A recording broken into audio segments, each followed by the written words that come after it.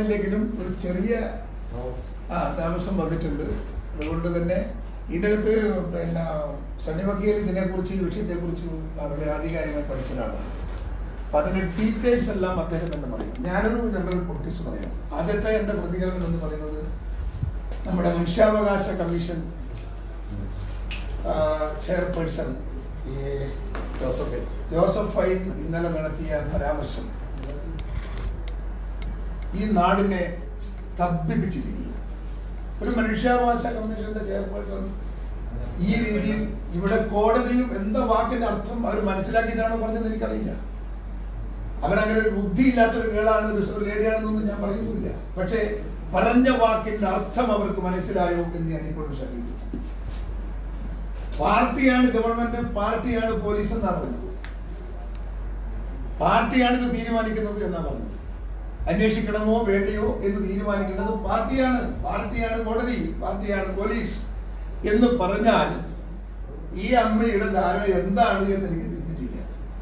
കേരളത്തിൽ ജനങ്ങൾ തെരഞ്ഞെടുക്കുന്ന ഒരു സർക്കാർ ഉണ്ടെന്നുള്ള ബോധം ലെവലേശം ആ മനസ്സിലുണ്ടായിരുന്നുവെങ്കിൽ ഇത്രയും വലിയൊരു വിവരക്കേട് പച്ചയായി മാധ്യമങ്ങളുടെ മുമ്പിൽ വിളമ്പാൻ മറ്റാർക്കും സാധിക്കില്ല, ജോസഫ് ഫൈൻ ഒഴിച്ചിട്ടു. അവരിയ്ക്കുന്ന കസേരയുടെ മഹത്വം മനസ്സിലാക്കാൻ അവർക്ക് സാധിച്ചിട്ടില്ല. ഈ ഇത്രയും കാലമായിട്ട് അതിന്റെ അന്തസ് എന്താണെന്ന് മനസ്സിലാക്കാൻ അവർക്ക് സാധിച്ചിട്ടില്ല. അവരെ കയ്യിലിരിക്കുന്ന ആയുധത്തിന്റെ പവിത്രതയെ കുറിച്ച് അദ്ദേഹത്തിന് അവർക്ക് ബോധ്യമില്ല. അവർ തറ രാഷ്ട്രീയമാണ് കളിക്കുന്നത്, തറ രാഷ്ട്രീയമാണ് സംസാരിക്കുന്നത്, തറ രാഷ്ട്രീയമാണ് പ്രവർത്തിക്കുന്നത്. ഞങ്ങൾ ആവശ്യപ്പെടുന്നു, മനുഷ്യാവകാശ കമ്മീഷൻ ചെയർപേഴ്സന്റെ മഹത്തായ കസേരയിൽ നിന്ന് അവരെ ഇറക്കി വിടണം, അല്ലെങ്കിൽ അവർ ഇറങ്ങി പോകണം. വനിതാ കമ്മീഷൻ ചെയർപേഴ്സൺ അവർ ഇറങ്ങി പോകണം, അല്ലെങ്കിൽ അവർ ഇറക്കണം. ഈ കേരളത്തിന് അപമാനമാണ് ഇത്തരം ഒരു വനിതാ കമ്മീഷൻ. ഈ രാജ്യത്തെ സഹോദരിമാർ അഭിമുഖീകരിക്കുന്ന പ്രയാസങ്ങളും പ്രതിസന്ധികളും അടിമത്തവും അതിനറുതി വരുത്താൻ പ്രതിജ്ഞാബദ്ധമായി പ്രവർത്തിക്കേണ്ടുന്ന ഒരു സ്ഥാപനത്തിന്റെ അധ്യക്ഷ ഇത്രയും തറ ഭാഷയിൽ ഇത് പാർട്ടിയാണ് കോടതി, പാർട്ടിയാണ് പോലീസ് എന്ന് പറഞ്ഞത് ഈ നാടിന്റെ സംസ്കാരത്തിനും പൈതൃകത്തിനും ജനാധിപത്യ മൂല്യത്തിനും അപമാനമാണ്. മഹത്തായ സ്ഥാനത്തിന്റെ മഹിമ ഉൾക്കൊള്ളാൻ സാധിക്കാത്ത ജോസഫ് ഫൈൻ ഇറങ്ങിപ്പോകണം, അല്ലെങ്കിൽ അവരെ ഇറക്കണം എന്ന് ഞാൻ ആമുഖമായി ആവശ്യപ്പെടുക. രണ്ടാമത്തത്, നമ്മുടെ നാട്ടിൽ ഇപ്പോൾ ചർച്ചാ വിഷയമായി നിൽക്കുന്ന മണൽ കൊള്ളയാണ്. നിങ്ങൾക്കറിയാം, അത് കണ്ണൂരിൽ നിന്നാണ് തുടങ്ങിയത്. അപ്പൊ ശരിക്കും കണ്ണൂരിൽ നിന്ന് തുടങ്ങി പമ്പയിലേക്ക് ഇത് എത്തുമ്പോ ഒരു ഡ്രീം പ്രൊജക്റ്റാണ് ഇടതുപക്ഷത്തിന്റെ. ഒരു പരിപാടി, ഒരു സർക്കാർ ആസൂത്രണം ചെയ്ത ഒരു പ്രൊജക്റ്റാണ് ഇത് എന്നാണ് എന്റെ പക്ഷം. ഇവിടെ ഞങ്ങൾ ആദ്യം കണ്ണൂർ വന്നപ്പോൾ ഞങ്ങൾ ധരിച്ചത് കണ്ണൂർ ലോബിയുടെ ഒരു ഇന്റർഫിയറൻസ് കൊണ്ട് CPM-ന്റെ സൊസൈറ്റിയുടെ പേരിൽ മണൽ നീക്കി പണം ഉണ്ടാക്കാനുള്ള ഒരു തത്രപ്പാടും ഒരു പദ്ധതിയുമായിരുന്നു എന്നാണ്. പക്ഷേ പമ്പ കൂടി വന്നപ്പോ അതല്ല. പമ്പയിൽ ഇൻവോൾവ് ചെയ്ത ആളുകൾ ആരൊക്കെ എന്നുള്ളതാണ്. മുഖ്യമന്ത്രിയാണ്, ചീഫ് സെക്രട്ടറിയാണ്, DGP ആണ്, ഉന്നത ഉദ്യോഗസ്ഥന്മാരും മുഖ്യമന്ത്രി അറിഞ്ഞുകൊണ്ട് നടന്ന ഒരു കൊള്ളയായിട്ടാണ് ഞാനിതിനെ നോക്കിക്കാണുന്നത്. അല്ലെങ്കിൽ ആ വനം വകുപ്പിന്റെ ആണത്വമുള്ള സെക്രട്ടറി ആ നടപടി അവിടെ നിർത്തിവെച്ചപ്പോ, സർക്കാരിന്റെ നടപടി നിർത്തിവെച്ചപ്പോ ഇത്രയും പ്രകോപനപരമായി മുഖ്യമന്ത്രി പ്രതികരിക്കേണ്ട കാര്യമൊന്നും ഉണ്ടായിട്ടില്ല. അത് ചെയ്യും, അത് ചെയ്യാനുള്ള അവകാശമുണ്ട് എന്ന് ധിക്കാരത്തോടെ സ്വതസിദ്ധമായ ഭാഷയിൽ അദ്ദേഹം പ്രതികരിച്ചപ്പോ ആ പ്രതികരണത്തിന്റെ അകത്ത് ഒളിഞ്ഞു നിന്നത് അദ്ദേഹത്തിന്റെയും കൂടെ അറിവും സമ്മതവും പങ്കാളിത്തത്തോടെയാണ് ഈ മണൽ കൊള്ളക്ക് രൂപം കൊടുത്തത് എന്നാണ്. ഞാൻ CPM-ന്റെ പല നേതാക്കന്മാരുമായൊക്കെ സംസാരിക്കുന്ന ബന്ധങ്ങളൊക്കെ ഉണ്ട്. എനിക്ക് മനസ്സിലായത് ഇതൊരു വടക്കൻ ലോബിയുടെ, കണ്ണൂർ ലോബിയുടെ മാത്രം ഒരു കിടൻ അജണ്ടയാണ്. അതിന് നമ്മുടെ ഗോവിന്ദന്റെ TK ഗോവിന്ദന്റെ Kerala clays and ceramic products അതിനെ മുൻനിർത്തിക്കൊണ്ടുള്ള ഒരു കൊള്ളയാണ്. പാവം ഗോവിന്ദൻ ഇത് എന്താണെന്ന് തിരിഞ്ഞിട്ടില്ല. ഈ പറയുന്ന കേരള ക്ലേസ് ആൻഡ് സെറാമിക്സ് എന്ന് പറയുന്നത് നിശ്ചലമായ ഒന്നും ചെയ്യാത്ത ഒരു സ്ഥാപനമാണ് ഇന്ന്. അവർക്ക് ഒരു എക്സ്പെർട്ടൈസും ഇല്ല. പൂഴി വാരാനോ പൂഴി മാർക്കറ്റ് ചെയ്യാനോ ഇതിനൊന്നും അവർക്കൊരു എക്സ്പെർട്ടൈസും ഇല്ല. ഗോവിന്ദനാണെങ്കിൽ ഇതിനെ കുറിച്ചൊന്നും ഒരു ഗ്രാഹ്യമുള്ള രാഷ്ട്രീയ നേതാവല്ല. പിണറായി വിജയൻ ഇരിക്കാൻ പറഞ്ഞാൽ കിടക്കുന്ന ഒരു വ്യക്തിയാണ് ഗോവിന്ദൻ. ഗോവിന്ദൻ അവിടെ നിന്ന് ഒരു തിട്ടൂരം കിട്ടിയാൽ അതിന് വീട് ഭരിക്കുന്ന വ്യക്തിയാണ് ഗോവിന്ദൻ. അദ്ദേഹം പത്രക്കാരോട് എന്താ പറഞ്ഞത്? ഈ ചെടിയും മണലും ഒക്കെ വാരാൻ ഞങ്ങളെ ഏൽപ്പിച്ചാൽ ആ മണൽ നിങ്ങൾ വാരണ്ടേ? ആ മണൽ നിങ്ങൾക്ക് അവകാശപ്പെട്ടതല്ലേ എന്ന് ചോദിക്കുന്ന ഒരു ചെയർമാൻ ഈ സംസ്ഥാനത്ത് മറ്റേതെങ്കിലും പ്രസ്ഥാനത്തിനുണ്ടോ എന്ന് എനിക്കറിയില്ല. അദ്ദേഹത്തിന്റെ വകതിരിവില്ലായ്മ ബുദ്ധിയില്ലായ്മ മുതലെടുത്തുകൊണ്ടാണ് ഈ കൊള്ളക്ക് അവർ പ്ലാൻ ചെയ്തത് എന്ന് മനസ്സിലാക്കുന്നു. പക്ഷേ ഞാൻ ചോദിക്കുന്നത്, ഒരു സംസ്ഥാന സർക്കാരിന്, കേരളത്തിന്റെ മുഖ്യമന്ത്രിക്ക്, കേരളത്തിന്റെ ചീഫ് സെക്രട്ടറിക്ക് മണലും കടലും കാടും പുഴയും മണലും അത് വനസമ്പത്താണ്. ആ വനസമ്പത്ത് തൊട്ട് കളിക്കാൻ ഈ സംസ്ഥാനത്തെ ഗവൺമെന്റിന് അധികാരമുണ്ടോ? വനവും വനസമ്പത്തും അതിന്റെ കസ്റ്റോഡിയൻ മാത്രമാണ് സംസ്ഥാന സർക്കാർ. അതിന്റെ അധികാരങ്ങളൊക്കെ അങ്ങ് ദൂരെ അകലെ കിടക്കുകയാണ്. ഇപ്പം അതിന്റെ ഒരു പരമാവധി അതിന്റെ അധികാരി എന്ന് പറയുന്നത് നാഷണൽ ഗ്രീൻ ട്രിബ്യൂണലാണ്. കേന്ദ്ര സർക്കാരിന്റെ കീഴിലാണ്. ജഡ്ജിമാരടങ്ങുന്ന ഒരു ട്രിബ്യൂണലാണത്. അവരാണ് ഇതിന്റെ പരമാധികാരി. അവരുടെ റെപ്രസെന്റേറ്റീവ് 4 സെക്ടറായി ഈ ഇന്ത്യ രാജ്യത്തെ ഫോറസ്റ്റ് ഭരിക്കുക. നമ്മുടെ സെക്ടർ ബാംഗ്ലൂരാണ്. ബാംഗ്ലൂരിൽ CCF ഉണ്ട്. അദ്ദേഹത്തിന്റെ കീഴിലാണ് ഇവിടുത്തെ എല്ലാം. ഈ സംസ്ഥാന സർക്കാർ വിചാരിച്ചാൽ കാട്ടിലൂടെ ഒരു ഇലക്ട്രിക് ലൈൻ വെളിക്കാൻ പറ്റുമോ? ഈ കാട്ടിലൂടെ ഒരു റോഡ് വെട്ടാൻ പറ്റുമോ? മേലെ ട്രിബ്യൂണലിൽ നിന്ന് പെർമിഷൻ വേണം, എങ്കിൽ മാത്രമേ ചെയ്യാൻ പറ്റൂ. ഇത് അറിയാത്ത ആളാണോ പിണറായി? ഇത് അറിയാത്ത ആളാണോ നമ്മുടെ സെക്രട്ടറി, ചീഫ് സെക്രട്ടറി? ഇതെല്ലാം അറിഞ്ഞുകൊണ്ട് നിയമത്തിന്റെ വ്യാപകമായ വയലേഷൻ, കൊള്ളയടിച്ച് പണമുണ്ടാക്കാനുള്ള ആർത്തി, അതിന് തെരഞ്ഞെടുത്ത സമയം കൊറോണയിലും കോവിഡിലും ഭയാശങ്കരായി ജീവിതം മറന്നു നിൽക്കുന്ന ഒരു സമൂഹത്തിന്റെ മുൻപിൽ ഈ കാലഘട്ടം ആരും ഇത് ശ്രദ്ധിക്കില്ലെന്നാണ് കഴിഞ്ഞത്. കൊറോണയുടെ ഭയാശങ്ക, കൊറോണയെ സംബന്ധിച്ചും ഇതിന്റെ പ്രത്യാഘാതങ്ങളെ കുറിച്ചും ആലോചിച്ച് മനസ്സുണ്ടാക്കുന്ന, വരുമാനമില്ലാതെ പട്ടിണി കിടക്കുന്ന, രോഗം ചികിത്സിക്കാൻ സാധിക്കാത്ത, ഡയാലിസിസ് ചെയ്യാൻ സാധിക്കാത്ത രോഗികൾ, വരുമാനമില്ലാത്ത തൊഴിലാളികൾ, അങ്ങനെ ഒരു നിശ്ചലമായ ഒരു സമൂഹത്തിന്റെ കോവിഡിന്റെ കാലഘട്ടത്തിൽ അതിനെയൊക്കെ മറികടന്നുകൊണ്ട് ഈ കൊള്ളയടിക്കാനുള്ള പദ്ധതി ഉണ്ടാക്കിയത് മുഖ്യമന്ത്രിയുടെ പൂർണ്ണ അറിവോടെയാണെന്ന് ഞാൻ ആലോചിക്കുന്നു. അല്ലായിരുന്നുവെങ്കിൽ ഈ നടപടി താൽക്കാലികമായി ഫോറസ്റ്റ് സെക്രട്ടറി മരവിപ്പിച്ചപ്പോ ഒരിക്കലും നാടിന്റെ പൊതുസമ്പത്ത് സംരക്ഷിക്കാൻ താല്പര്യമുള്ള ഒരു മുഖ്യമന്ത്രിയുടെ നാവിൽ നിന്ന് വരേണ്ടുന്ന ഭാഷയല്ല പ്രതികരണമായി വന്നത് എന്ന് കേരളത്തിലെ ജനങ്ങൾ കണ്ടതാണ്. ക്ഷുഭിതരായിട്ടാണ് അദ്ദേഹം പ്രതികരിച്ചത്. അപ്പോ അദ്ദേഹം അറിയാതെ ആവാൻ സാധ്യതയില്ല. റിട്ടയർമെന്റിന്റെ തലേനാൾ മുഖ്യമന്ത്രിയെ പോലെ ഒരാൾ നിർദ്ദേശം കൊടുക്കാതെ ഒരു ചീഫ് സെക്രട്ടറി ഒരു വിമാനം എടുത്ത് ഇതിന്റെ പരിസര വീക്ഷണം നടത്താൻ പോയി എന്ന് പറഞ്ഞാൽ അത് തന്നെ ഒരു മാലോകർക്ക് ഒരു അത്ഭുതമില്ലേ? നാളെയാണ് റിട്ടയർമെന്റാ. ഇന്നാണ് അദ്ദേഹം പോയി റിപ്പോർട്ട് ഉണ്ടാക്കുന്നത്. ആരെങ്കിലും മുഖ്യമന്ത്രി അല്ലാത്ത ഒരാള്, മുഖ്യമന്ത്രി താഴെ അല്ലാത്ത ഒരാൾ പറയാതെ ഒരു ചീഫ് സെക്രട്ടറി ആ പ്രവൃത്തിക്ക് തുനിയോ? സാഹചര്യങ്ങളും തീരുമാനങ്ങളും പ്രവൃത്തിയും മുഖ്യമന്ത്രിയുടെ ഇൻവോൾവ്മെന്റ് അടിവരയിട്ട് തെളിയിക്കുന്നതാണ്. മറുപടി പറയണം, കൊള്ളയടിക്കുകയാണ് സംസ്ഥാന സർക്കാർ. സർക്കാരിന്റെ കണക്കനുസരിച്ച് തന്നെ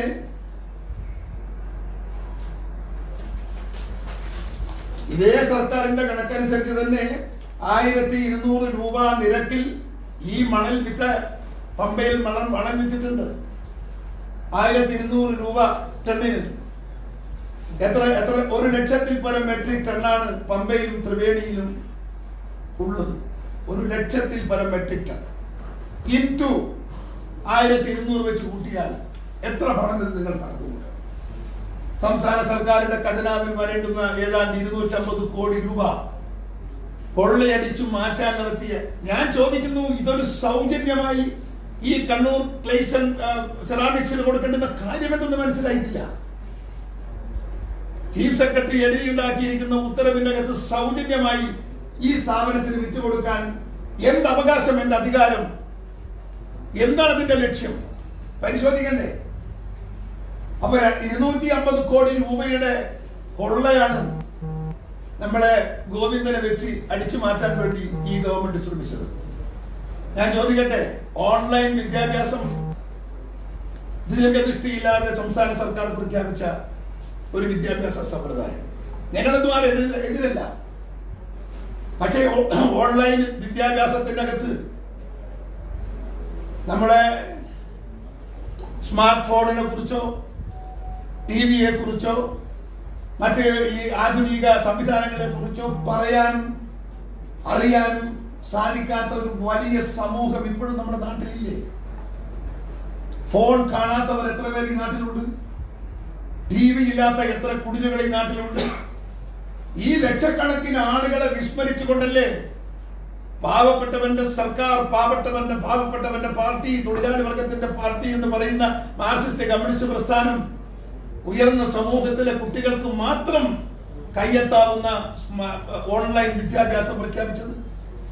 ഞാൻ ചോദിക്കട്ടെ, അവർ തന്നെ പറഞ്ഞല്ലോ, ഏതാണ്ട് എത്ര ലക്ഷമായിരുന്നു കുട്ടികൾ? 3 ലക്ഷത്തോളം കുട്ടികൾക്ക് ഇത് പ്രാപ്യമല്ല എന്ന് സംസ്ഥാന സർക്കാർ പറഞ്ഞില്ലേ? എന്നാൽ ഈ കൊള്ളയടിച്ച പണം 250 കോടി രൂപ ആ കുട്ടികൾക്ക് ഫോൺ വാങ്ങാനും TV വാങ്ങാനും ആ പണം ഉപയോഗിക്കായിരുന്നില്ലേ? അത്രയെങ്കിലും മനുഷ്യത്വം കാണിക്കായിരുന്നില്ലേ? അതുപോലും കാണിച്ചില്ലല്ലോ. ഒരു കുട്ടി ആത്മഹത്യ ചെയ്തു. ആ കുട്ടി ഒരു സമൂഹത്തിന്റെ പ്രതിബിംബാണ്. നാളെയും മറ്റന്നാളും മറ്റ് അയൽപക്കത്തുള്ള കുട്ടികൾ ഫോൺ എടുത്തു പോകുമ്പോ, TV-യിൽ ഇരുന്ന് കാണുമ്പോ ഇത് കാണാൻ സാധിക്കാത്ത ഒരുപാട് കുട്ടികളുടെ മനസ്സിന്റെ അകത്ത് ഈ ആത്മഹത്യാ പ്രവണത ഇനിയും വരും. അതിന് ഉത്തരവാദി ആര് എന്ന് ചോദിച്ചാൽ ഒരൊറ്റ ബിന്ദുവിലേക്ക് ഞാൻ വിരൽ ചൂണ്ടുന്നു. ഇടതുപക്ഷ സർക്കാർ, പിണറായി വിജയന്റെ സർക്കാർ, കേരളത്തിന്റെ മുഖ്യമന്ത്രി പിണറായി വിജയൻ എന്ന് ഞാൻ വിരൽ ചൂണ്ടുന്നു. അപ്പോ ഇത്രയും പണം കിട്ടേണ്ടുന്നത് മാറ്റി ഇത്തരം ഒരു കൊള്ളയടിക്ക് നേതൃത്വം കൊടുക്കാൻ ഇടതുപക്ഷ സർക്കാർ മുൻകൈ എടുത്തത് ഈ നാടിനോട് കാണിച്ച ഏറ്റവും വലിയ അപമാനമാണ്. ശവത്തിൽ നിന്ന് പോക്കറ്റ് അടിക്കുക എന്ന് പറയുന്നത് കേട്ടിട്ടുണ്ട്. മരിച്ചു കിടക്കുന്ന ശരീരത്തിൽ നിന്ന്, മനുഷ്യന്റെ ശരീരത്തിൽ നിന്ന് പോക്കറ്റ് അടിക്കുന്ന വിദ്വാന്മാരുണ്ട്, മനസാക്ഷിയില്ലാത്തവർ. ആ മനസാക്ഷിയില്ലാത്ത പോക്കറ്റ് അടിക്കാരോട് മാത്രമേ ഈ ഗവൺമെന്റിനെയും മുഖ്യമന്ത്രിയെയും നമുക്ക് തുലനം ചെയ്യാൻ സാധിക്കും. കണ്ണൂർ ജില്ലയിലെ കുഴപ്പം നമ്മുടെ നാട്ടുകാരുടെ പ്രശ്നം രാഷ്ട്രീയ പാർട്ടികളുടെ ഇതുകൊണ്ട് അത് നിർത്തി പിൻവലിച്ച് പോയി. അത് സ്വാഗതാർഹം. പക്ഷേ ഇനിയും അങ്ങോട്ട് ഇടതുപക്ഷ ഗവൺമെന്റ് ഈ തെറ്റുകൾ തിരുത്താൻ ഇടതുപക്ഷ സർക്കാരിന് സാധിക്കണം. സാമ്പത്തിക രംഗത്ത് ഈ സർക്കാർ ക്രെഡിബിലിറ്റി ഇല്ലാത്ത ഗവൺമെന്റാണ്. പലപ്പോഴും മുഖ്യമന്ത്രിയുടെ പ്രസ്താവന, ഈ ഗവൺമെന്റിന്റെ തീരുമാനങ്ങളെ ഞങ്ങൾ ചോദ്യം ചെയ്യുന്നതും സംശയിക്കുന്നതും, കഴിഞ്ഞ കാലത്തെ ഭരണ സംവിധാനത്തിൽ സാമ്പത്തിക രംഗത്ത് ക്രെഡിബിലിറ്റി കാണിക്കാൻ ഈ സർക്കാരിന് സാധിച്ചിട്ടില്ല. ഫിനാൻഷ്യൽ ക്രെഡിബിലിറ്റി ഈ സർക്കാരിനില്ല, സുതാര്യത ഗവൺമെന്റിനില്ല. എത്ര പണമുണ്ടാക്കി, ഓക്കിയിൽ നിന്ന് പണമുണ്ടാക്കി, 1-ാം പ്രളയത്തിൽ നിന്ന് പണമുണ്ടാക്കി, 2-ാം പ്രളയത്തിൽ പണമുണ്ടാക്കി. ഇപ്പോൾ ഇതാ ഈ പറയുന്ന കോവിഡിന്റെ ദുരിതാശ്വാസ ഫണ്ട് എന്ന് പറഞ്ഞ് ഇപ്പോഴാലും കോടി ഉണ്ടാക്കുന്നു. 6 മണിക്ക് അദ്ദേഹം വയത് വായിക്കും പോലെ, വയത് പറയുന്നത് പോലെ കണക്കൊക്കെ പറയുന്നില്ലേ? 500 രൂപ തന്നവന്റെ പേര് വരെ നിങ്ങൾ ചാനലിൽ പറയുന്നില്ലേ? ചില വാക്യ കണക്ക് പറഞ്ഞു ഒരു ദിവസം. ഇത്രയും ദിവസം കിട്ടിയ പണം എത്ര എന്ന് അദ്ദേഹം പറഞ്ഞു ഈ നാടോട്. അതിൽ ഇത്ര രൂപ ചെലവഴിച്ചു എന്ന് പറഞ്ഞു ഈ നാടോട്. പ്രവാസികളോട് എന്ത് നീതി കാട്ടി? എന്ത് നീതി കാട്ടി? വലിയ ആളെ പോലെ അദ്ദേഹം ബഡായി രാമനെ പോലെ അമ്മ എന്ന് പ്രതിപക്ഷ നേതാവിന്റെ പദപ്രയോഗം, ബഡായി ബംഗ്ലാവ്. പക്ഷെ അത് പൂർണ്ണതയിലെത്തിയില്ല. ബഡായി ബംഗ്ലാവിലെ ബഡായി രാമന്റെ ബഡായി എന്ന് വേണം അത് പറയാൻ. അതല്ലാതെ ബഡായി അല്ലാതെ മറ്റെന്താ? 2 ലക്ഷം ആളുകൾക്ക് ഇവിടെ ക്വാറന്റൈൻ സുസജ്ജം, കേരളം പ്രവാസികളെ സ്വീകരിക്കാൻ തയ്യാർ എന്നൊക്കെ തെക്ക് വടക്ക് കിടന്ന് അദ്ദേഹം പറഞ്ഞില്ലേ? ഇവിടെ 6000 ആളല്ലേ വന്നുള്ളൂ. എവിടെയാണ് ഇവരെ ഒരു മുൻകൂട്ടി പ്ലാൻ ചെയ്ത് എവിടെയാണ് ക്വാറന്റൈൻ സെന്റർ ഉണ്ടാക്കിയത്? കണ്ണൂരിൽ. എന്റെ മാധ്യമ സുഹൃത്തുക്കൾ പറ, എവിടെയാണ് ക്വാറന്റൈൻ ഉണ്ടാക്കിയത്? സിസ്റ്റമാറ്റിക്കായി, സയന്റിഫിക്കായി, ശാസ്ത്രീയമായി ഒരു ക്വാറന്റൈൻ ഉണ്ടാക്കിയ തലയിട ഇവിടെ ഹോട്ടലുകാരോട് പോയി ഭീഷണിപ്പെടുത്തി താക്കോൽ വാങ്ങിയിട്ടുണ്ട്, കുറെ വീട്ടുകാരോട് താക്കോൽ വാങ്ങിയിട്ടുണ്ട്, കുറെ ഫ്ലാറ്റുകാരോട് പോയി ഭീഷണിപ്പെടുത്തി താക്കോൽ വാങ്ങിയിട്ടുണ്ട്. ആ താക്കോൽ വാങ്ങി കയ്യിൽ വെച്ചു എന്നതിനപ്പുറത്ത് ഒരു ക്വാറന്റൈൻ സജ്ജീകരണം ഏതെങ്കിലും ഫ്ലാറ്റിലോ ഏതെങ്കിലും ആശുപത്രിയിലോ ഏതെങ്കിലും വീടുകളിലോ ഉണ്ടാക്കിയിട്ടുണ്ടോ?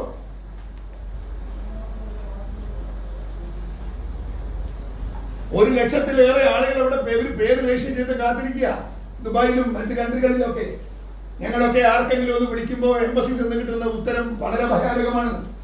അടുത്തൊന്നും കൊടുക്കാൻ സാധിക്കില്ല, നീണ്ട ക്യൂ ആണ്, നീണ്ട നിരയാണ്, അത്രയേറെ ആളുകൾ വരാൻ കാത്തിരിക്കുന്നു. ഇവരൊക്കെ കേരളത്തിലേക്ക് വരുമ്പോ ഈ നാടിന്റെ സാഹചര്യം എന്ത് എന്ന് ആലോചിക്കണം. അതിനും അപ്പുറത്ത് സമൂഹ വ്യാപനം ജനങ്ങളെ ചുമലിൽ കെട്ടിവെക്കാൻ ശ്രമിക്കുന്ന പിണറായിയോട് ഞാൻ പറയുന്നു, തീക്ഷണാശക്തിയുള്ള വിവേകമില്ലാത്ത മുൻകൂട്ടി ഒരു പ്രവർത്തനത്തിന്റെ പ്രതിചലനം മനസ്സിലാക്കാൻ സാധിക്കാത്ത നിങ്ങളുടെ കഴിവുകളാണ് ഈ സാമൂഹ്യ വ്യാപനത്തിന്റെ അടിസ്ഥാന ഘടകം. വിദേശത്ത് നിന്ന് വരുന്ന ആളുകളെ നേരെ വീട്ടിന്റെ അകത്ത് ഒരു റൂമിൽ കൊണ്ടുപോയി പൂട്ടണം എന്ന് പറയുന്ന വീട്ടിന്റെ അകത്ത് ഇരിക്കുന്ന ആളിൽ നിന്ന് സമൂഹ വ്യാപനം ഉണ്ടാവില്ലേ? സ്വാഭാവികങ്ങൾ ആലോചിക്കുക. എന്റെ ഒരു ബന്ധു വന്ന് എന്റെ മറ്റൊരു റൂമിൽ താമസിക്കുമ്പോൾ ഞാനിത് രോഗ്യം പറയണ്ടേ? ഞാനൊരു സേവാന്വേഷണം നടത്തൂലേ? സ്വാഭാവികല്ലേ? അതൊക്കെ സമൂഹ വ്യാപനത്തിന് വഴി തുറക്കുന്ന സാഹചര്യങ്ങളല്ലേ? വീടുകളിൽ പോകാനെടുത്ത തീരുമാനം യുക്തിതമാണോ? ന്യായമാണോ? ശാസ്ത്രീയമാണോ? ഈ ഗവൺമെന്റ് ഇപ്പോഴെങ്കിലും പുനരാലോചിക്കണം. ഓരോ ദിവസം കൂടുന്തോറും സമൂഹ വ്യാപനം കൂടി വരിക, കൂടുകയേ ചെയ്യുള്ളൂ. കാരണം ചെയ്തിരിക്കുന്നത് അത്രയും വലിയ വിഡ്ഢിത്തരമാണ്. ഞങ്ങളൊക്കെ നിരന്തരം ആവശ്യപ്പെട്ടതാണ് 4 എയർപോർട്ടിന്റെ പരിസരത്ത് ക്വാറന്റൈൻ ഉണ്ടാകണം. 14 ദിവസത്തെ ക്വാറന്റൈൻ കഴിഞ്ഞ് വിദേശത്ത് നിന്ന് പുറത്തുനിന്ന് വരുന്ന മലയാളികളെ മുഴുവൻ, പ്രവാസികളായ മലയാളികളെ മുഴുവൻ വീടുകളിലേക്ക് എത്തിക്കാവൂ. അത് വീട്ടുകാർക്കും അത് നാട്ടുകാർക്കും അത് അവരവർക്കും വേണ്ടിയാണ് ഞങ്ങളത് പറഞ്ഞത്. ആ പറയുന്ന വാക്കിന്റെ അകത്തുള്ള അർത്ഥമോ അതിന്റെ ശാസ്ത്രീയതയോ ഉൾക്കൊള്ളാനോ ചിന്തിക്കാനോ ചർച്ച ചെയ്യാനോ ഇവർ ആരെയെങ്കിലും വിളിച്ചോ? 19 എംപിമാരുണ്ടായി. എപ്പോഴാ വിളിച്ചത്? കഴിഞ്ഞ ആഴ്ചയാണ് വിളിച്ചത്. ഞങ്ങളൊക്കെ ആ യോഗത്തിൽ പോയില്ല. എന്തുകൊണ്ട്? പോകുന്ന ചടങ്ങായി നടത്തുന്ന ഒരു വഴിപാട് പോലെ നടത്തിയ ഒരു ചടങ്ങാണ്. അല്ലെങ്കിൽ ഇത്രയും ഭീകരമായ ഒരു പ്രതിസന്ധി അഭിമുഖീകരിക്കുമ്പോൾ എംപിമാരെ വിളിക്കണ്ടേ? 19 എംപിമാരെ വിളിച്ച് ചർച്ച നടത്തണ്ടേ? 20 എംപിമാരെ വിളിച്ച് ചർച്ച നടത്തണ്ടേ? അവരെ അഭിപ്രായം അറിയണ്ടേ? ഞങ്ങളൊക്കെ ജനപ്രതിനിധികളല്ലേ? ജനങ്ങൾ വോട്ട് നിന്ന് ജയിച്ചവരല്ലേ? വോട്ട് നീക്കി വന്നവരാണോ? ഞങ്ങൾക്കൊക്കെ സാമൂഹ്യ വീക്ഷണമില്ലേ? ഞങ്ങൾക്കൊക്കെ അഭിപ്രായങ്ങളില്ലേ? ആ അഭിപ്രായങ്ങളൊക്കെ കേട്ട് ശരിയും തെറ്റും വിലയിരുത്തി ശരി സ്വീകരിച്ച് മുൻപോട്ട് പോകാൻ ഈ ഗവൺമെന്റ് തയ്യാറായിട്ടുണ്ടോ? രാഷ്ട്രീയവൽക്കരിക്കുക ചെയ്തു. തീർത്തും ഈ പ്രശ്നങ്ങൾ മുഴുവൻ അദ്ദേഹം രാഷ്ട്രീയവൽക്കരിക്കുക ചെയ്തു. ഇവിടെ വളണ്ടിയേഴ്സിനെ ഉണ്ടാക്കി. വളണ്ടിയേഴ്സിന്റെ അകത്ത് വന്നിരിക്കുന്ന ആരാ? CPM ആളുകളാണ്. അല്ലാത്തവർ ഇതിനകത്ത് നാമ മാത്രമാണ്. പിടിച്ച് വലിഞ്ഞു കയറിയുള്ള കുറച്ച് പിള്ളേർ. ബാക്കിയെല്ലാം CPM DYFIക്കാരാ. ഇനിയിപ്പോ അവരെ പോലീസിന്റെ സഹായിയാക്കി മാറ്റാൻ പോവുക. ഇലക്ഷനെ നിയന്ത്രിക്കാൻ വേണ്ടി അവരെ ഏൽപ്പിക്കാൻ പോവുക. പിന്നെ ഇലക്ഷൻ നടത്തണോ? അപ്പൊ രാഷ്ട്രീയവൽക്കരിക്കുക, പണമുണ്ടാക്കുക, നാടിനെ കൊള്ളയടിക്കുക, അധികാര കുത്തക നിലനിർത്തുക എന്നതിനപ്പുറത്ത് ഈ നാടിന്റെ വിശാലമായ താല്പര്യമോ പാവപ്പെട്ടവന്റെ പ്രശ്നങ്ങളോ ഈ സർക്കാരിന് ഒരു പ്രശ്നമല്ല.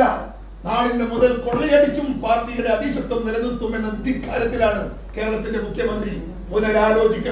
പുനരാലോചിക്കുന്നില്ലെങ്കിൽ മുഖ്യമന്ത്രിയോട് ഞങ്ങൾ പറയുന്നു, ഞങ്ങൾ എന്നും കേട്ടിരിക്കുന്നവരാവില്ല, പ്രതികരിക്കുന്നവരായി കേരളത്തിലെ പ്രതിപക്ഷം മാറുമെന്ന കാര്യത്തിൽ കേരളത്തിന്റെ ചരിത്രം അറിയാവുന്നവർക്ക് അറിയാം. എവിടെയൊക്കെ ഭരണകൂടം അടിച്ചമർത്തിയിട്ടുണ്ടോ അവിടെയൊക്കെ കേരളത്തിൽ പ്രക്ഷോഭം ഉണ്ടായിട്ടുണ്ട്. ആ പ്രക്ഷോഭത്തെ ക്ഷണിച്ചു വരുത്തരുത് എന്ന് പിണറായി വിജയന് താക്കീത് ചെയ്യാൻ ഞാൻ ഈ സന്ദർഭം ഉപയോഗിക്കുന്നു. ബാക്കി വിഷയത്തെ കുറിച്ചൊക്കെ പ്രിയപ്പെട്ട സണ്ണി സംസാരിക്കും. അദ്ദേഹത്തെ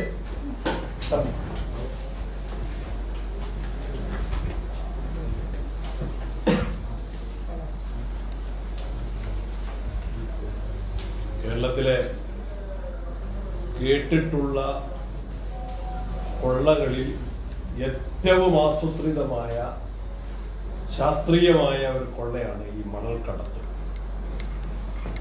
അതിൽ കള്ളനെ കയ്യോടെ തെളിവ് സഹിതം തൊണ്ടി സഹിതം പിടികൂടാൻ ഇന്ന് കേരളത്തിലെ പ്രതിപക്ഷത്തിന് സാധിച്ചിരിക്കുന്നു. പ്രതിപക്ഷ നേതാവ് പമ്പ മണൽക്കടത്ത് സംബന്ധിച്ച് ഉന്നയിച്ചിട്ടുള്ള ആക്ഷേപങ്ങൾ തീർത്തും ശരിയാണെന്ന് ഇപ്പോൾ ആ കാര്യങ്ങളുടെ ഏറ്റവും അവസാനം എത്തി നിൽക്കുന്ന സ്ഥിതി നമ്മളെ ബോധ്യപ്പെടുത്തും. എന്താണ്?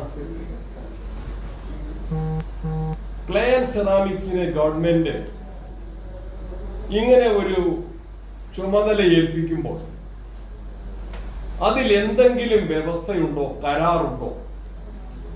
എത്ര സംഖ്യക്കാണ് ഈ പണി ചെയ്യുന്നത്? എത്ര ചെലവ് വരും? അതിൽ നിന്ന് എന്ത് വരവുണ്ടാകും? എന്തെങ്കിലും ഒരു എസ്റ്റിമേറ്റ് കണ്ണൂരിലെ 4 പുഴകളുടെ കാര്യത്തിലും പമ്പ ത്രിവേണിയുടെ കാര്യത്തിലും എന്ത് ചെലവ് വരും? ഈ പുഴകൾ മാലിന്യമുക്തമാക്കാൻ അതിൽ നിന്ന് എന്ത് സാധനങ്ങൾ കിട്ടും? അതിനെന്ത് വരവുണ്ടാകും? അങ്ങനെ യാതൊരു സർവേയും യാതൊരു പഠനവും ഗവൺമെന്റ് നടത്തിയിട്ടില്ല. ഇവിടെ MP ചൂണ്ടിക്കാട്ടിയതുപോലെ കളക്ടർമാരെ ബലിയാടുകളാക്കാനാണ്. സ്ഥാനമൊഴിയുന്ന ചീഫ് സെക്രട്ടറി തലേന്ന്, പിറ്റേന്ന് ചാർജ് എടുക്കേണ്ട ചീഫ് സെക്രട്ടറി, DGP ഹെലികോപ്റ്ററിൽ ഈ ദുരന്തത്തിന്റെ കാലത്ത് ഈ 2-3 ഉദ്യോഗസ്ഥന്മാർ തിരുവനന്തപുരത്ത് നിന്ന് അവർ വിട്ടുനിൽക്കുന്നു.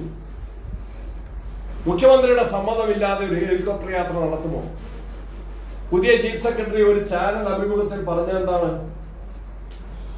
വലിയ മിടുക്കുന്ന രൂപത്തിലാണ് പറഞ്ഞത്.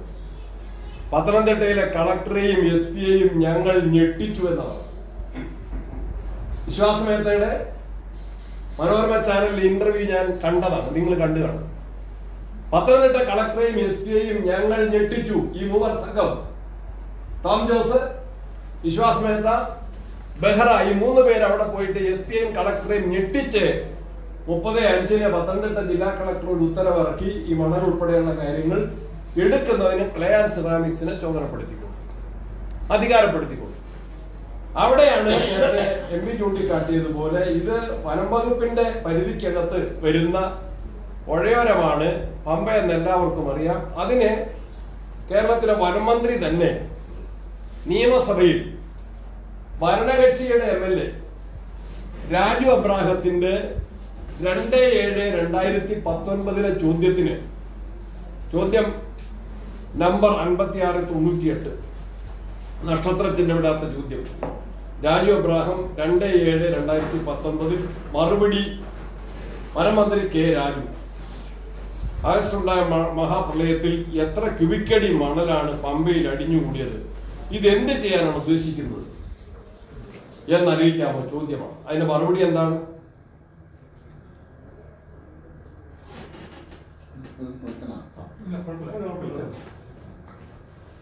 $31,78,350 ക്യൂബിക് അടി മണൽ. 31,78,350 ക്യൂബിക് അടി മണൽ പമ്പ ത്രിവേണി മേഖലയിൽ അടിഞ്ഞുകൂടിയതായി കണക്കാക്കുന്നു. ഇതാണ് വനം മന്ത്രി പറഞ്ഞ മറുപടി. ഇത് മാറ്റിയിടുന്നതിന് വേണ്ടി, പുഴയിൽ നിന്ന് വാരി കോരി മാറ്റിയിടുന്നതിന് വേണ്ടി കേന്ദ്ര ഗവൺമെന്റിന്റെ permission 26/2/2019 ministry of environment and forest climate change അനുമതി നൽകിയിട്ടുണ്ട്. അത് മാറ്റിയിടുന്നതിനാണ്. അതിന് കണ്ടീഷൻസ് ഉണ്ട്. അതിനെ തുടർന്ന് കേരള ഗവൺമെന്റ് ഈ വാരിയിട്ട മണൽ കേരളത്തിൽ അത് എങ്ങനെ കൈകാര്യം ചെയ്യണമെന്ന് സർക്കാർ തീരുമാനം.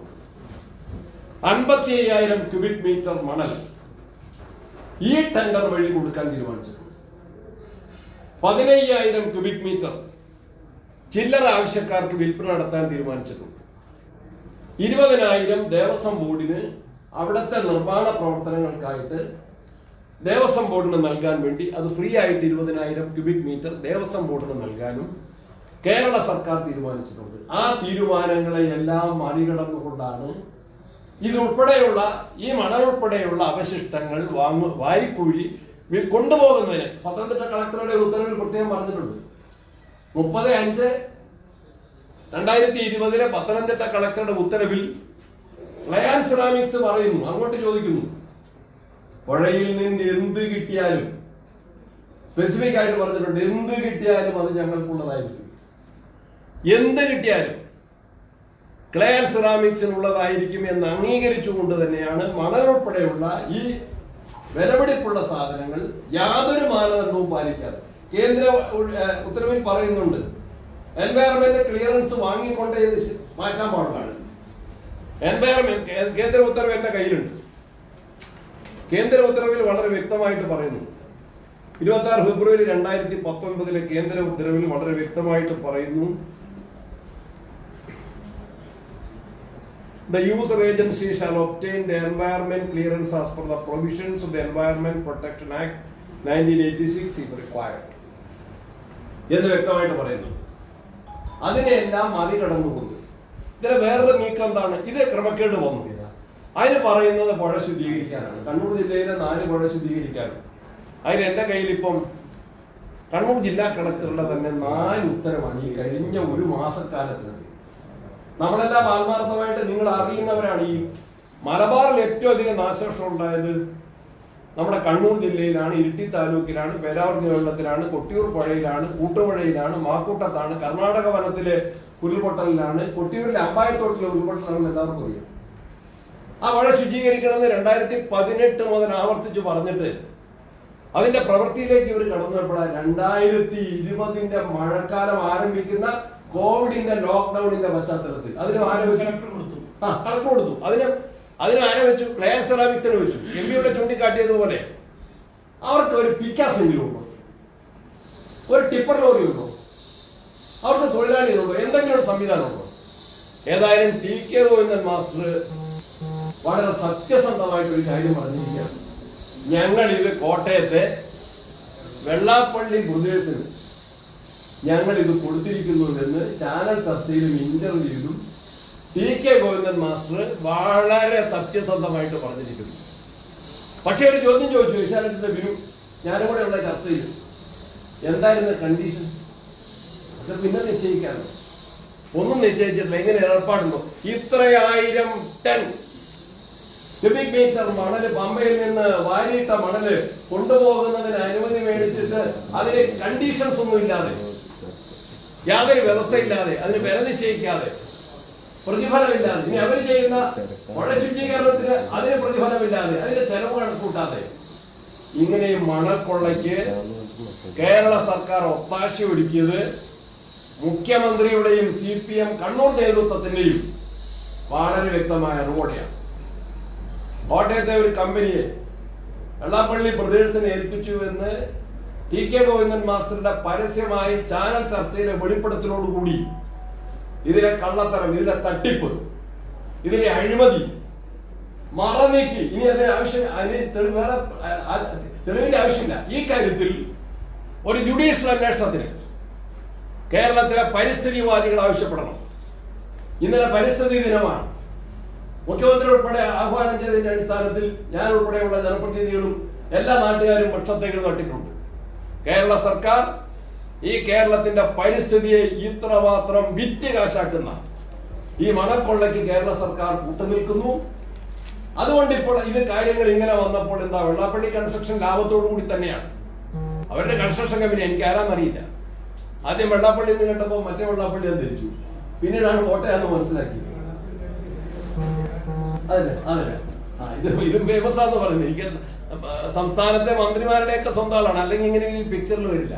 അവരിപ്പോ പിന്മാറി എന്ന് പറയുന്നു. അവർക്കിത് കൊടുത്തു എന്ന് ഗോവിന്ദൻ മാസ്റ്റർ പരസ്യമായിട്ട് പറഞ്ഞു. എങ്ങനെ കൊടുത്തു? ഇതിനെ സംബന്ധിച്ച് ഒരു അഴിമതി നിരോധന നിയമം അനുസരിച്ച് കേസ് രജിസ്റ്റർ ചെയ്ത് അന്വേഷിക്കാൻ മുഖ്യമന്ത്രി ഉത്തരവിട്ടു. വനംവകുപ്പുമായിട്ടുള്ള തർക്കത്തിൽ എന്താ മുഖ്യമന്ത്രി പേടിപ്പിച്ചപ്പോൾ വനമന്ത്രി ഇപ്പൊ ഒന്നും മിണ്ടുന്നില്ല. CPIയുടെ അസിസ്റ്റന്റ് സെക്രട്ടറി പ്രകാശ് ബാബു വൈമനസ്യത്തോടെ ഗത്യന്തരമില്ലാതെ വനംവകുപ്പിന്റെ നിലപാടാണ് ശരിയെന്ന് പറഞ്ഞിരിക്കുന്നു. ഏത് നിലപാടാണ് ശരി? ഏത് നിലപാടാണ്? വനംവകുപ്പിന്റെ നിലപാടാണോ ശരി, മുഖ്യമന്ത്രിയുടെ നിലപാടാണോ ശരിയെന്ന് CPI നേതാക്കന്മാർ ഒന്നുകൂടി വ്യക്തമാക്കേണ്ടത്. അതുകൊണ്ട് ഇതൊരു വലിയ പകൽ കൊള്ളയാണ് ഈ മണൽക്കൊള്ള. ഇപ്പൊ കണ്ണൂരിൽ നിന്നും ഈ വെള്ളാപ്പള്ളിക്കാർ പുറകോട്ട് പോയി.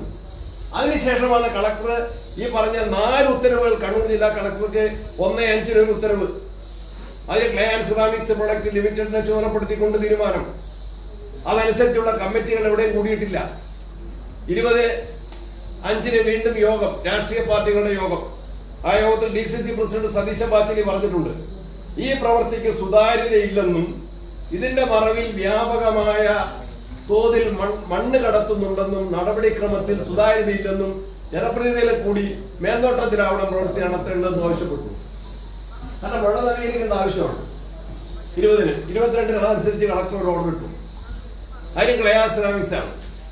29-ന് വീണ്ടും ഒരു ഓർഡർ. എന്താണ്? ക്ലയാൻ സെറാമിക്സ് പിന്നോട്ട് പോയി. അതുകൊണ്ട് പഞ്ചായത്ത് തലത്തിൽ അവര് തന്നെ നടത്തണം. പഞ്ചായത്തുകൾക്ക് പണമില്ലെങ്കിൽ JCBക്ക് ഡീസൽ അടിക്കാൻ കളക്ടർ ദുരന്ത നിവാരണത്തിൽ നിന്ന് കാശ് കൊടുക്കും. അത്രയാണിത്. അതിന്റെ 4ാമത്തെ വ്യവസ്ഥയാണ്. ഫണ്ട് ലഭ്യമല്ലാത്ത തദ്ദേശ സ്വയംഭരണ സ്ഥാപനങ്ങൾക്ക് JCB ടിപ്പർ ലോറികൾക്ക് ആവശ്യമായ ഇന്ധനത്തിന് ചെലവാകുന്ന തുക ആവശ്യമായ രേഖകൾ ഹാജരാകുന്ന മുറയ്ക്ക് SDRF-ൽ നിന്ന് നൽകുന്നതാണ് ജില്ലാ കളക്ടറുടെ ഉത്തരവാണ്. എങ്ങനെ ഉത്തരവിലേക്ക് എത്തി? എതിർപ്പോന്നതിന് ശേഷം ഈ 3 പഞ്ചായത്തിൽ ശക്തമായ എതിർപ്പ് വന്നു. DCC പ്രസിഡന്റ് ഉൾപ്പെടെ മറ്റ് രാഷ്ട്രീയ പാർട്ടികൾ പലരും CPIയുടെ പ്രതിനിധി ഉൾപ്പെടെ കണ്ണൂർ ജില്ലാ കളക്ടർ വിളിച്ചുകൊണ്ട് യോഗത്തിൽ എതിർത്തതിന് ശേഷമാണ് ഇങ്ങനെ ഒരു ഉത്തരവുണ്ടായത്.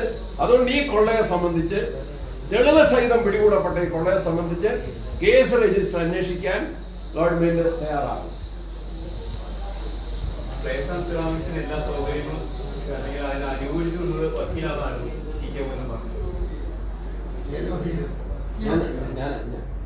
എന്താ അഭിനന്ദിക്കുകയും ചെയ്ത് എല്ലാ സഹായവും ഈ കാര്യങ്ങൾ മാധ്യമങ്ങളിൽ വന്നു. ഇതിനെ കൊള്ള മനസ്സിലാക്കിയപ്പോൾ ഉദ്ഘാടനത്തിൽ നിന്ന് ഞാൻ മാറി നിന്നു. തഹസിൽദാർ ഇട്ടിയിൽ വീണ്ടും യോഗം വിളിച്ചു. ആ യോഗത്തിൽ ഇത് പരിഹരിക്കുന്നുള്ള ഉറപ്പിന്റെ അടിസ്ഥാനത്തിൽ CPM-ന്റെ 3 പഞ്ചായത്ത് പ്രസിഡന്റുമാരും കോൺഗ്രസിന്റെ 2 പഞ്ചായത്ത് പ്രസിഡന്റുമാരും തഹസിൽദാരും കൂടെ യോഗം വിളിച്ചു കൂട്ടി. ഇത് പഞ്ചായത്ത് തലത്തിൽ ജനപ്രതിനിധികളെ ഏൽപ്പിക്കും. ഇതിന്റെ ചുമതല കമ്മിറ്റി രൂപീകരിച്ചു. ആ കമ്മിറ്റി ചേർന്നിട്ടില്ല. അങ്ങനെ വന്നപ്പോൾ ഈ പ്രളയത്തിന് മുൻപായിട്ട് ഈ പുഴ നവീകരണം ഏറ്റവും അത്യാവശ്യമാണെന്ന കാര്യത്തിൽ ഞാൻ നിന്നു. പക്ഷെ ഈ കൊള്ളയ്ക്ക് അങ്ങോട്ട് നിൽക്കില്ല എന്ന് വ്യക്തമല്ലേ? അങ്ങനെയാണ് എനിക്ക് ഇങ്ങനെ പറയാൻ സാധിക്കുമോ? ഇതിനെക്കുറിച്ച് അന്വേഷിക്കണം എന്ന് പറയാൻ സാധിക്കുമോ? പുഴ നവീകരണം എന്ന ആവശ്യം അതിന്റെ മുൻമുനയിൽ ആളുകളെ നിർത്തിക്കൊണ്ട് കത്തി കാണിച്ച് പീഡിപ്പിക്കുന്നവര് പുഴ നവീകരണത്തിന്റെ ഏറ്റവും അത്യാവശ്യം ജൂൺ മാസത്തിൽ അല്ലെങ്കിൽ മെയ് മാസം അവസാനത്തിൽ പണി തുടങ്ങിയിട്ട് ഈ കൊള്ളയ്ക്ക് കള ഒരുക്കിയപ്പോൾ കൊള്ള മനസ്സിലാക്കിയപ്പോൾ അതിനെ എതിർത്തു. അതാണ് എന്റെ സ്ഥിതി. ഈ വിഷയത്തിൽ ശ്രീകണ്ഠാപുരം നഗരസഭയ്ക്ക് ഏതെങ്കിലും തരത്തിലുള്ള വീഴ്ച വന്നിട്ടുണ്ടോ? അവർ ഈ പ്രവർത്തനങ്ങളെയൊക്കെ സ്വാഗതം ചെയ്യുകയാണ്. ചെന്നിത്തലയുടെ ആരോപണം ശരിയല്ല എന്ന രീതിയിലാണ് പറയുന്നത്. എന്താണെന്നറിയോ? അവരോട് തന്നെ ചോദിക്കാം. എന്താ വിഷയം? എന്താ ഒരു പഞ്ചായത്തിലേക്ക് പുഴ നവീകരിക്കാനെന്ന് പറഞ്ഞ് ഗവൺമെന്റിന്റെ ഉത്തരവ് പ്രകാരം ഒരു ടീം അങ്ങ് ചെല്ലുമ്പോൾ ഏത് പഞ്ചായത്ത് പ്രസിഡന്റും അതിനെ വെൽക്കം ചെയ്യും. കാരണം പുഴ അത്ര അവിടെ മണ്ണൊടിഞ്ഞ് കിടക്കുകയാണ്. വെള്ളപ്പൊക്കത്തിന് ഈ മണ്ണിന്റെ പുറത്തൂടെ വീണ്ടും വെള്ളം ഒഴുകിയാൽ വീണ്ടും നാശനഷ്ടങ്ങൾ ഉണ്ടാവും. പക്ഷെ ഇതിലെ കള്ളത്തരം മനസ്സിലാകുന്നത് ഇത് ക്രമവിരുദ്ധമാണ്. ഇന്നലെ കോടിയേരി പറഞ്ഞു ഇത് നിയമാനുസൃതമാണ്. ഇത് ഞങ്ങൾ വെല്ലുവിളിക്കുകയാണ്. ഒരു ചർച്ചയ്ക്ക് വെല്ലുവിളിക്കുക. എന്താ ഇപ്പൊ CPM നേതാക്കന്മാര് വാർത്താ സമ്മേളനം നടത്താത്തത്? ചാനൽ ചർച്ചകളിൽ എന്താ CPM നേതാക്കന്മാര് വരാത്തത്? പഞ്ചായത്തിലെ തദ്ദേശ സ്വയംഭരണ സ്ഥാപനങ്ങളിലെ ആളുകൾക്ക് അവരുടെ പരിധിക്കകത്ത് വരുന്ന പുഴകൾ നവീകരിക്കണം എന്ന ആഗ്രഹം തന്നെയാണ്. പക്ഷെ അവരാരും ഒരു തനി മണലിന് അവരാരും ഈ കളത്തിൽ കൊണ്ടു നിൽക്കുന്നവരല്ല. ഇപ്പൊ പഞ്ചായത്തിന്റെ കളക്ടർ അവസാനത്തെ ഉത്തരവ് പ്രകാരം എന്താണ്? പഞ്ചായത്ത് സെക്രട്ടറിയുടെ നേതൃത്വത്തിൽ മേൽനോട്ടത്തിൽ ഇത് ശേഖരിച്ച് താലൂക്ക് തലത്തിൽ ഏൽപ്പിച്ച് പിന്നീട് ജില്ലാ ഭരണാധികാരികൾ എങ്ങനെ ഡിസ്പോസ് ചെയ്യുമെന്ന് തീരുമാനിക്കുന്നതിലേക്ക് വന്നു. അതിനെയാണ് ശ്രീകണ്ഠപുരം നഗരസഭയും 53 പഞ്ചായത്തും ഉൾപ്പെടെ സ്വാഗതം ചെയ്ത് ആ പ്രവൃത്തി ഈ നേരത്തെ പറഞ്ഞ പരിമിതിക്കകത്ത് നിന്നുകൊണ്ട് ആ പ്രവൃത്തി മുന്നോട്ട് പോകുന്നുണ്ട്. വലിയ തട്ടിപ്പ് ഇവിടെ ആസൂത്രണം ചെയ്തു. ആ തട്ടിപ്പ് നടപ്പിലാക്കാൻ കഴിഞ്ഞില്ല. ഇതിനേക്കാൾ കണ്ണൂർ ജില്ല ചെറിയൊരു ഏരിയയാണ്. കണ്ണൂർ ഇപ്പൊ മണൽ ശ്രീകണ്ഠപുരത്തോ പായത്തോ ഉണ്ടാവുള്ളൂ. കൊട്ടിയിലേക്ക് വന്നാൽ മണലില്ല. അവിടെ പുഴ നവീകരിക്കാൻ ഇവർ വന്നില്ലല്ലോ. കണിച്ചാറിലേക്ക് വന്നാൽ മണലില്ല. അവിടെ കല്ലാ ഉള്ളത്. അവിടെ നവീകരിക്കാൻ വന്നില്ലല്ലോ. കേരളത്തേക്ക് വന്നാൽ മണലില്ല. അവിടെ കല്ലാ ഉള്ളത്. അവിടെ നവീകരിക്കാൻ വന്നില്ലല്ലോ. അപ്പൊ പുഴ നവീകരണത്തിന്റെ മറവിൽ നടന്ന വ്യാപകമായ മണക്കൊള്ളയാണ് ഇവിടെ കൈയോടെ പിടിക്കപ്പെട്ടത്. അത് പിടിക്കപ്പെട്ടപ്പോൾ പ്രതികൾ കൂടി രക്ഷപ്പെട്ടിരിക്കുന്നു. ഗോവിന്ദ മാഷിനും ക്ലയാൻ സെറാമിക്സിനും ഈ വർക്ക് വേണ്ട. വെള്ളാപ്പള്ളിക്ക് ഈ വർക്ക് വേണ്ട. കാരണം എന്താണ്? ഈ കൊള്ളയ്ക്ക് വിലങ്ങ് വന്നു, കൊള്ള തടഞ്ഞു. അതാണ് വിഷയം.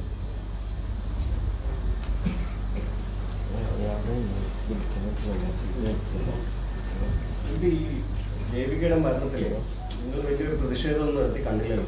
ഇപ്പൊ ഇത് കോൺഗ്രസ് ഭരിക്കുന്ന സമയത്താണെങ്കിൽ ഇവിടെ എന്തായിരിക്കും KSU യൂത്ത് കോൺഗ്രസിന്റെ നല്ല ഇത്രയും സമരം ചെയ്യാൻ സ്കോപ്പ് പത്രസമ്മേളനം നടത്തുക, ലോക്ക്ഡൌൺ നോക്കുമ്പോൾ നമുക്ക് അത്രയും മാർഗമുള്ളൂ. പ്രവർത്തനം ചെയ്യാൻ പറ്റുന്നത് എല്ലാം എന്നിട്ടും KSU കാരുടെ എല്ലാ സ്ഥലത്തും അറസ്റ്റൊക്കെ ഉണ്ടായില്ലേ. പ്രശ്നങ്ങളുണ്ടായി. 10-ാം തീയതി ആഹ്വാനം ചെയ്ത DCC തലത്തിൽ ഓഫീസിന്റെ എതിർത്തിട്ടുണ്ട്. 10-ാം തീയതി വെച്ചിട്ടുണ്ട്. പരിപാടിയൊക്കെ ഉണ്ട്. അങ്ങനെ ഇത് ഒന്നൊന്നും അല്ലല്ലോ വിഷയം. ഇതിങ്ങനെ വിഷയത്തിന് പുറകെ വിഷയം വരുന്നേ. ഏതെങ്കിലും കാലം ഇത്രയേറെ വിവാദമായ പ്രശ്നങ്ങളുണ്ടായ സമയം ഉണ്ടായിട്ടുണ്ട്. അതും ഈ ഒരു കാലഘട്ടത്തിൽ ഒറ്റക്കെട്ടായി ഒരു മനസ്സായി കേരളം പോകേണ്ട ഒരു കാലഘട്ടത്തിലല്ലേ വിവാദങ്ങൾ. നേരത്തെ പഞ്ചായത്തിന്റെ ചോദിച്ചപ്പോ ഈ പഞ്ചായത്തിന്റെ ആളുകൾക്ക് ഇതൊരു വലിയ ബേർഡനാണ്. ഈ പൊടി അല്ലെങ്കിൽ ഈ കെട്ടിക്കിടക്കുന്ന മാലിന്യങ്ങൾ അത് ആര് വന്ന് നീക്കം ചെയ്യാൻ പറ്റുന്നു സ്വാതന്ത്ര്യം. പക്ഷെ ഇതിന്റെ പുറകിലുള്ള കാണാൻ ചെല്ല അവർ കാണുന്നില്ലല്ലോ. അവര് വരുമ്പോ ഇതിന്റെ എഗ്രിമെന്റ് നോക്കിയിട്ടാണോ നോക്കുന്നത്? അന്നല്ലോ കൊടുത്തിരിക്കുന്നു പൂഴി നീക്കാൻ വേണ്ടി ഇന്ത്യ ആളുകൾക്ക്. അതിന്റെ കണ്ടീഷൻസ് എന്താണ്? ഏത് പഞ്ചായത്ത് അന്വേഷിക്കാൻ പോണത്? അത് പിന്നീട് സബ് കളക്ടറുടെ 1-5 ഓർഡറാണ്. നദികളിൽ നിന്ന് നീക്കം ചെയ്യേണ്ട ചെളി മറ്റ് അവശിഷ്ടങ്ങൾ തിട്ടപ്പെടുത്തുന്ന പ്രവൃത്തി സബ് കളക്ടർ ചെയർമാനായി, തഹസിൽദാർ കൺവീനറായും, panchayat president, panchayat secretary, municipal secretary, executive engineer irrigation, panchayat engineer എന്നിവരുൾപ്പെട്ട കമ്മിറ്റി തീരുമാനപ്രകാരമുള്ള സ്ഥലത്തും വ്യാപ്തിയിലും മാത്രമേ നടത്താൻ പാടുള്ളൂ. ഇത് പഞ്ചായത്തുകൾക്ക് ഈ ഓർഡർ സർക്കുലേറ്റ് ചെയ്തിട്ടില്ല. പഞ്ചായത്തുകളിൽ യോഗം ചേർന്നില്ല. താലൂക്കിൽ നിന്ന് കളക്ടറേറ്റിൽ നിന്ന് വിളിച്ചിട്ട് നിങ്ങളെ പുഴ നവീകരിക്കാൻ നാളെ ആള് വരുന്നുണ്ടെന്ന് പറഞ്ഞാൽ അവർ വെൽക്കം ചെയ്യും. ഞാൻ ഉദ്ഘാടനത്തിന് സമ്മതിച്ചു. കള്ളി വെളിച്ചത്ത് മനസ്സിലായപ്പോൾ ഉദ്ഘാടനത്തിന് തീരുമാനിക്കുക. അതാണ് സ്ഥിതി. പഞ്ചായത്തുകളുടെ അവസ്ഥ അതാണ്. അവരെയൊക്കെ മുൾമുനയിൽ നിർത്തിയിട്ടാണ് ഈ കൊള്ളയ്ക്ക് കളവൊരുക്കിയത്.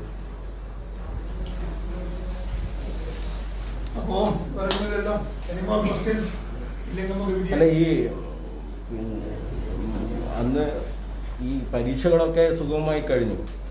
മുഖ്യമന്ത്രിക്ക് വട്ടാണെന്ന് പറയുകയും ചെയ്തു. അതുമായി ബന്ധപ്പെട്ട് ഞാൻ പരീക്ഷ നടക്കൂല എന്നൊന്നുമല്ല പറഞ്ഞത്. ഞാൻ പറഞ്ഞത് അദ്ദേഹത്തിന്റെ സ്ഥായിയായ അല്ലെങ്കിൽ സ്ഥിരബുദ്ധിക്ക് നിരക്കാത്ത അഭിപ്രായങ്ങൾ 3. ഒന്ന് പറഞ്ഞു പരീക്ഷ നടത്തില്ല, പിന്നെ ആദ്യം പറഞ്ഞു നടത്തും, പിന്നെ പറഞ്ഞു നടത്തില്ല, പിന്നെ പറഞ്ഞു വീണ്ടും പറഞ്ഞു നടത്തും. എന്നിട്ട് അദ്ദേഹം പറഞ്ഞ ഏറ്റവും വലിയ വിവരക്കേട് എന്താണെന്ന് വെച്ചാൽ 7 മാസന്മാർ കുട്ടികളെ കൊണ്ടുവരുന്നതാണ്. അവിടെയാണ് ഞാൻ പറഞ്ഞത് വെട്ടാണെന്ന്. 7 മാസന്മാർക്ക് ഈ എല്ലാ സ്കൂളിലെയും ഈ പരീക്ഷ എഴുതുന്ന കുട്ടികളെ കൊണ്ടുവരാൻ അവർക്ക് സാധിക്കും. It's it possible. നാട്ടുകാരാണ് ബസ് കൊടുത്തത്. ഞാൻ കൊടുത്തു 3 ബസ്. എന്റെ മണ്ഡലത്തിൽ തൊട്ടട ഹൈസ്കൂളും ചാല സ്കൂളിലേക്കുള്ള ബസ് ഞാനാ കൊടുത്തത്. പിന്നെ രക്ഷിതാക്കൾ, വാഹനയുടെ രക്ഷിതാക്കളൊക്കെ പരിസരത്തെ കുട്ടികളെയും കൂട്ടിയാ പോയത്. നാട്ടുകാരാണ് ആ പരീക്ഷ നടത്തിയത്. ഇവരെ മിടുക്കൊണ്ടൊന്നുമല്ല. അല്ലെ കുട്ടികളെങ്കിലും സ്കൂളിൽ പോവുക. അപ്പൊ അത് വലിയ ആനക്കാര്യം പോലെ ഇങ്ങനെ ഇങ്ങനെ കുറച്ച് ചിത്രപഥം നടത്തിക്കൊണ്ടിരിക്കുന്നുണ്ട്. പക്ഷേ ഞാൻ പറഞ്ഞതും ഇവർ പറഞ്ഞതും രണ്ടാ. എക്സാമിനേഷൻ നടക്കില്ല എന്ന അർത്ഥത്തിലല്ല ഇയാൾക്ക് വെട്ടാന്ന് പറഞ്ഞത്. മറിച്ച് ഇത് നടത്താൻ പറഞ്ഞ പ്രായോഗിക വഴിയെ കുറിച്ചാണ് ഞാൻ പറഞ്ഞത് വെട്ടാണ്. ഏതെങ്കിലും ഒരു മുഖ്യമന്ത്രി പറയുമോ കുട്ടികളെല്ലാം 7 മാസം കൊണ്ടുവരേണ്ടതെന്ന്? 7 മാസം ബസ് വെച്ച് കുട്ടികളെ കൊണ്ടുവരണം എന്ന് ഏതെങ്കിലും മുഖ്യമന്ത്രി പറയുമോ? എത്ര 7 മാസം കുട്ടികളെ കൊണ്ടാതിന്റെ പരീക്ഷ നടത്തിയത്? മുഴുവൻ നാട്ടുകാരും സാമൂഹ്യ സംഘടനകളും യുവജന പ്രസ്ഥാനങ്ങളുമാണ്. ഇടക്കാലൊക്കെ വന്നത് KSUവിന്റെ കുട്ടികൾ തന്നെ പൊടികുത്തിയിട്ടാണ് വണ്ടിയിൽ കുട്ടികളെ കൊണ്ടുപോയത്. മുളപ്പരം കാണുന്നത് പോലെ തന്നെയാണ്. ഞാൻ പറഞ്ഞതും ഈ പറയുന്ന ആക്ഷേപിക്കുന്നതും രണ്ടും എനിക്ക് ബന്ധമില്ല. പക്ഷെ ആ പ്രതിസന്ധി സമയത്ത് അങ്ങനെ തീരുമാനമെടുത്ത് അത് വിജയകരമായി നടപ്പാക്കാൻ പറ്റിയില്ല സർക്കാരിന്. പറ്റിയെങ്കിൽ ഞാൻ ചോദിക്കുന്നത് അതിനൊക്കെ ഒരു പ്ലാൻ വേണം. ഇതൊരു ഗവൺമെന്റ് അല്ലേ? ഇത് അപ്പക്കുഞ്ഞിന്റെ ചായ കച്ചവടം. നിങ്ങൾ ഈ കുട്ടികളെ സ്കൂളിൽ എത്തിക്കുന്നത് എങ്ങനെയെന്ന് നിങ്ങൾ ആലോചിച്ച് ചർച്ച ചെയ്ത് അതിനൊരു പരിഹാര മാർഗം നിർദ്ദേശിച്ചല്ലേ പരീക്ഷ പ്രഖ്യാപിക്കലും പരീക്ഷ നടത്തലും. കൊച്ചുമക്കളല്ലേ, എങ്ങനെ എത്തും എന്ന് പറഞ്ഞു. എങ്ങനെ എത്തും?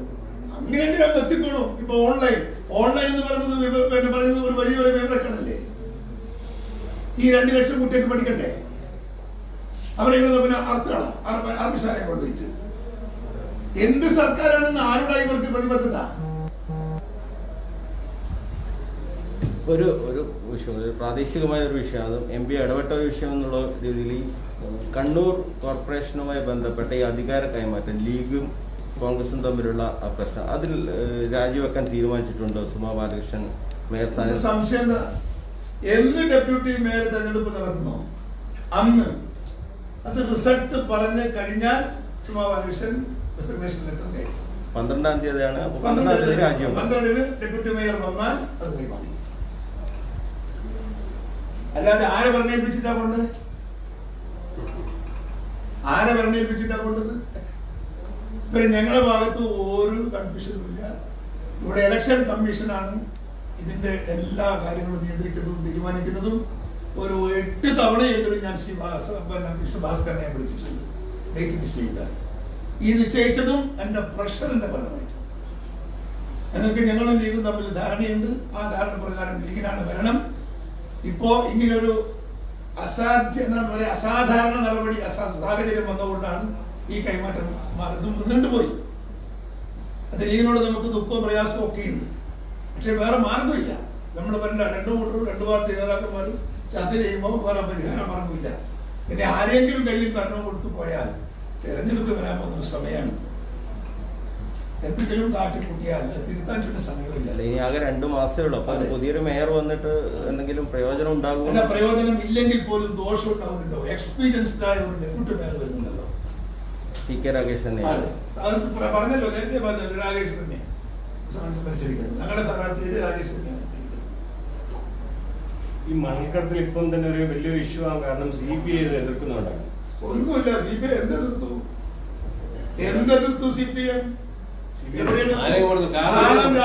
ശബ്ദം കേട്ടോ?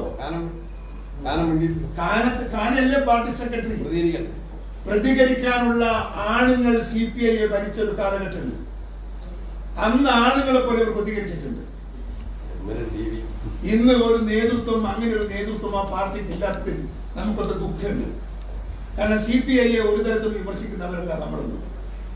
അവർ കമ്മ്യൂണിസ്റ്റ് പാർട്ടിക്കകത്ത് കമ്മ്യൂണിസ്റ്റ് പ്രത്യയശാസ്ത്രം ഒരു ജനാധിപത്യ സംവിധാനത്തിൽ ഇംപ്ലിമെന്റ് ചെയ്യാൻ പറ്റുന്ന മാർഗത്തിൽ ഇംപ്ലിമെന്റ് ചെയ്യാൻ ശ്രമിക്കുന്നവരാണ്. നമ്മൾ അവരെ ബഹുമാനിക്കുന്നു. അവരെ ഭാഗത്ത് നിന്ന് ഈ ഒരു അപാകത അല്ലെങ്കിൽ ഈ കഴിവുകേട് അല്ലെങ്കിൽ ഈ ഒരു നേതൃത്വപരമായ നേതൃത്വപരമായ നേതാക്കന്മാരുടെ പ്രതികരണമില്ലായ്മ, ഇനീഷ്യേറ്റീവ് ഇല്ലായ്മ ജനാധിപത്യ സംവിധാനത്തെ ദുർബലപ്പെടുത്തും. അത് ഞങ്ങൾക്ക് ദുഃഖമുണ്ട്. അതുകൊണ്ട് കാനൻ രാജേന്ദ്രൻ പ്രതികരിക്കണം. CPI ഒന്നടങ്കം പ്രതികരിക്കണം. സ്വന്തം മന്ത്രി പോലും അറിയാതെയാണ് മന്ത്രിയുടെ വകുപ്പിൽ കൂടി ഈ കൊള്ളയടിക്കാൻ വേണ്ടി അവസരം ഉണ്ടാക്കിയത് എന്ന് ഓർക്കണം. അഭിമാന ബോധമുള്ള ഒരു CPI കാരനുണ്ടെങ്കിൽ ഈ കേരളത്തിൽ അതിനെതിരെ പ്രതികരിക്കും. അവസരം തന്നതിന് നന്ദി.